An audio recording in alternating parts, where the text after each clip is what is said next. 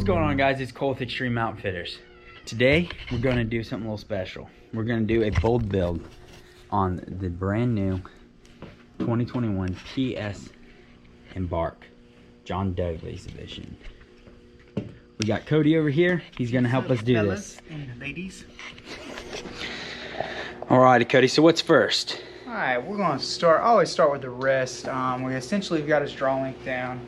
We're shooting about the same. I think it's like 27.5. The PSE, this ZF cam right here, goes from 23.5, which would be to 30.5 right there. And this is a fixed 80% let off. New on these bows is a new precision bus tuning capability right here. So PSE, you've always been able to shim the cams. Now we can do a little bit of a yoke tune on here. It does take a little bit more twist though to get that effect like you would out of a cam and a half system like from a Hoyt or like a older generation Bowtech. So it's really nice that they built that feature, and I do like it. Have an all machined aluminum riser right here. Another thing I really wish every bow company did would be on the side of the riser. There's a dual tapped section here for dual burger buttons if you want to run them. Another thing is you got your threaded stabilizer slot right here. This thing, you can tell they do a good job, man, the quality of everything that's been put in there. And then what's locking the limb bolt into the riser, this thing is machined aluminum as well. Literally the only thing that I'm not a huge fan of is the composite limb bolt, or the composite limb pockets design. This feature right here is really nice. You don't see this on a lot of price point bows anymore. This is just your roller guard on your cable slide. Makes the bow a little bit smoother. Of course, you have your grip. You can take that off if you like. But other than that, it is definitely knocked on out. Sitka limbs, OD green, the green accents on the PSE. But we're gonna start with putting on some accessories. So I picked out a Hamski primer. We got the old Spot Hog Nock On, little 5-pin, and a Conquest stabilizer bar.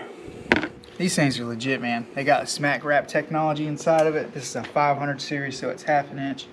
We'll go ahead and bolt this on there, and it's actually very close. Not far off at all. So now we're just getting this bow level. Actually, let me do this. I'm gonna take it all the way back. Boom. Now we're gonna take it back just a little bit more. I can eyeball these, but I always like putting level on just because I'm a weirdo. So super easy.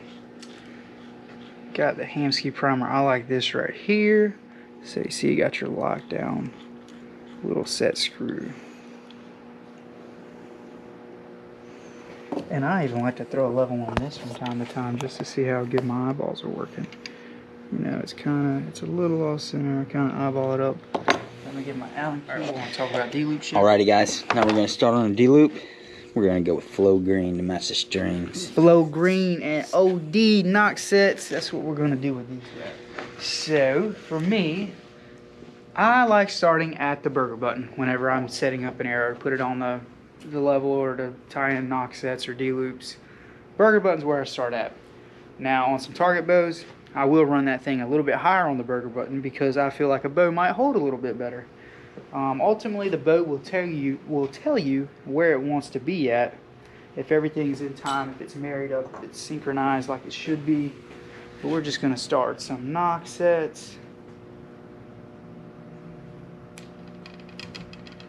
I always start one to start with, and I just kind of want to see how this. Not bad for the first eyeball.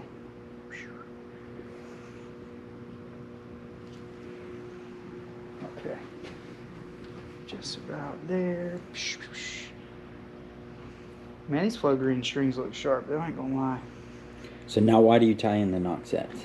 I don't want any knock pinch. That's a big thing. And another thing is, a lot of people don't realize this. If you're out on a hunt and that D-loop breaks or you got a tear in it and you need to replace it, you can kind of eyeball where your arrow was. I'm too OCD. I want to know exactly where my knock was. So those knock sets typically don't come undone if they're tied in right. So you can always replace that D-loop around those knock sets, and you're going to be pretty much where you were before you went on your hunt or went out into the field. That's why I do it. That's why I also run a limb-driven rest. Personally, I'm not a fan of cable-driven. Reason why is, let's say we got this guy right here. Pretend this is another brand X cable driven rest that's in the string. I saw a video, a gentleman was hunting in Alaska, broadhead fell out of his quiver, crazy stuff happened, cut his cord. He doesn't have a bow press. He doesn't even have extra cord to tie his rest into his cable. He is SOL, hunt over, limb driven. This cord right here, broadhead falls out, boom, I could literally use a bootlace and attach it from my rest to there, and I have no timing issues now. That's why I think limb driven is superior over cable driven. And another thing is, if your cable stretch, which I don't care how great of the string they are, after thousands of shots, your bow might come out of time, and that's just based on today's time or today's cams, how they're made, the evolution of archery in general. Bows are getting faster, you know. We're starting to see, you know, wilder cam designs. That's going to play with some string, you know, string elongation or string stretch.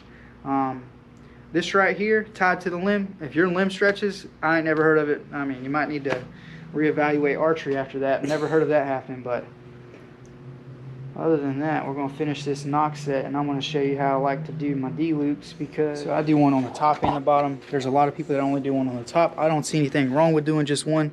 I like doing it on the bottom as well. All right. And now the important thing for this, okay, I leave a small gap. And it honestly depends on the axle to axle length of the bow. So being that this is a 31-inch axle to axle, specs on this bow, we got a 7-inch brace height, 31 inches axle to axle. This is a 70-pound bow. You can take about, what is it, 10 turns out of these things. Yeah, 10 turns down from the bottom, and you can, I've seen PSEs get down to like 55, 56 pounds from a 70-pound bow, taking those 10 turns out. But I leave a little gap here because this is a shorter axle to axle, so the stringing was a little bit more severe. So we're just going to leave a hair gap. I'm just going to work that way down. Got that. Now, I do like to stack these. The dud stud also likes to stack these, so I'm going to do his services great.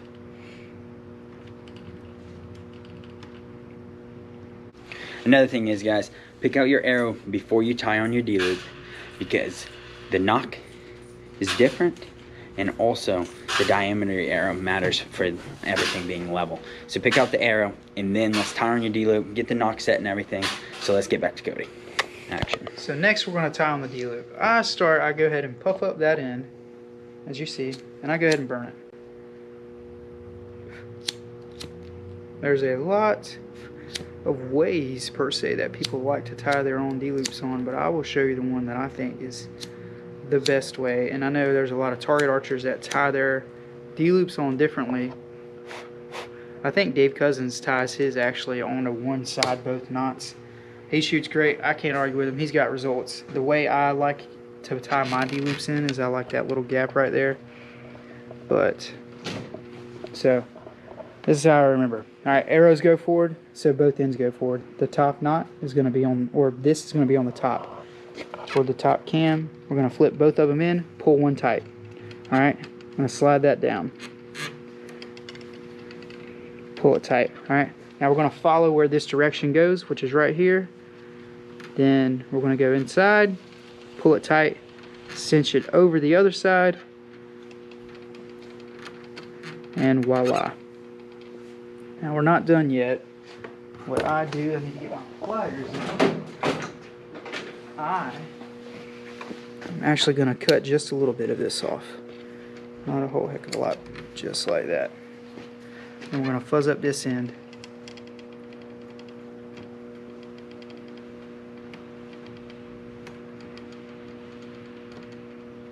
Get a good old mushroom cloud glowing there.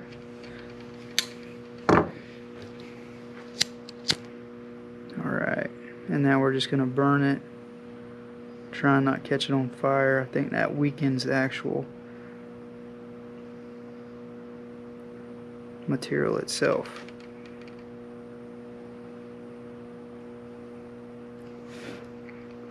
Cool it down.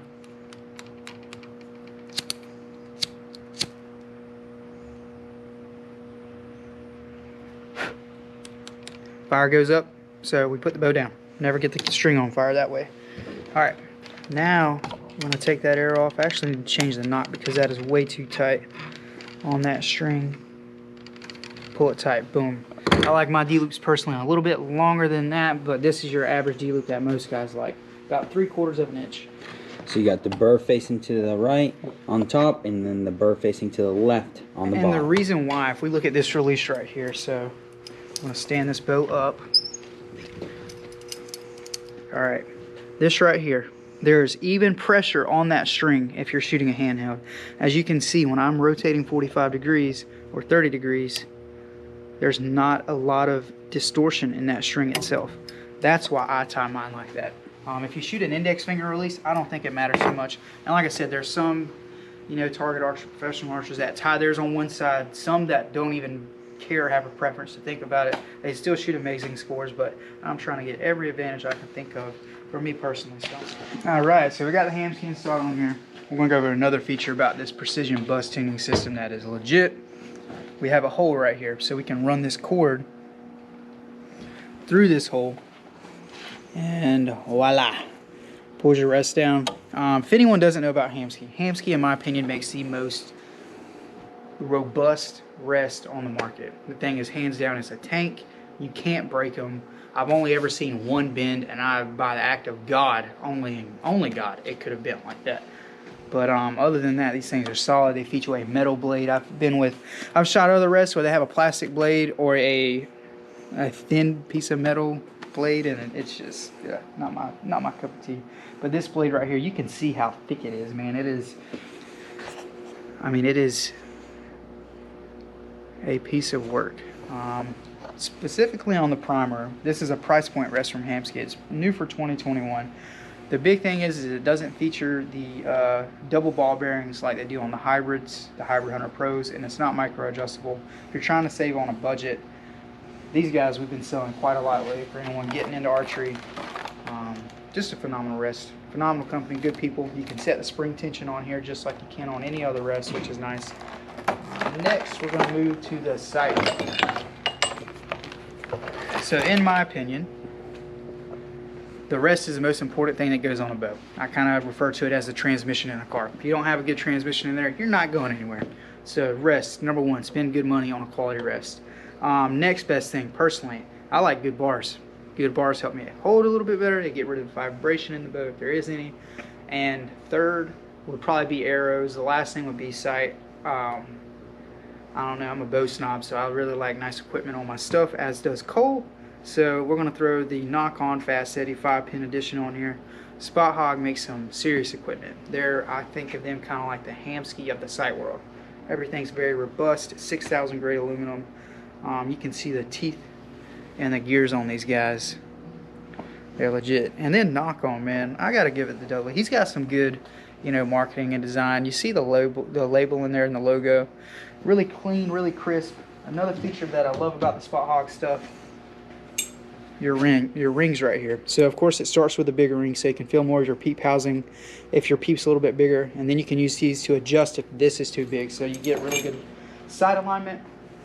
Another feature that Spot Hogg did years ago that some people might not know about is their pin situation. So right here, these pins, all these little Allen key holes, these are micro adjustments for the pin. So you can literally move a pin, if you see inside there, those adjustments are for up and down, all three of those. You loosen one, tighten the other.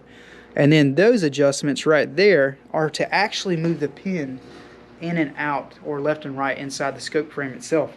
So they're legit. This is also a micro adjust windage. You also have second, third axis adjustability on it, which is super crucial if you're hunting up a tree stand, anywhere in the mountains. If you're not shooting flat ground, or if you're shooting flat ground, third axis isn't the most important thing. But anytime you go up in elevation or go down in elevation, shooting up or downhill, very crucial, very important. Other than that, man, Spot Hogg make quality stuff. We're gonna get this thing ready to rock. Alrighty guys, I'm gonna set you up for a little time lapse, so enjoy Cody building this bow.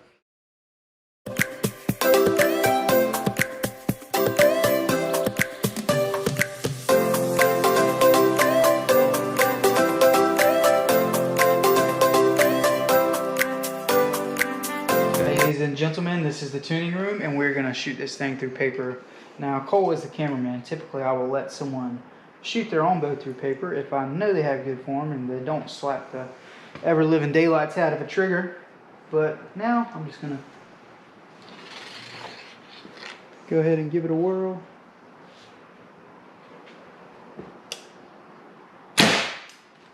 Check out that bullet hole. Just a touch.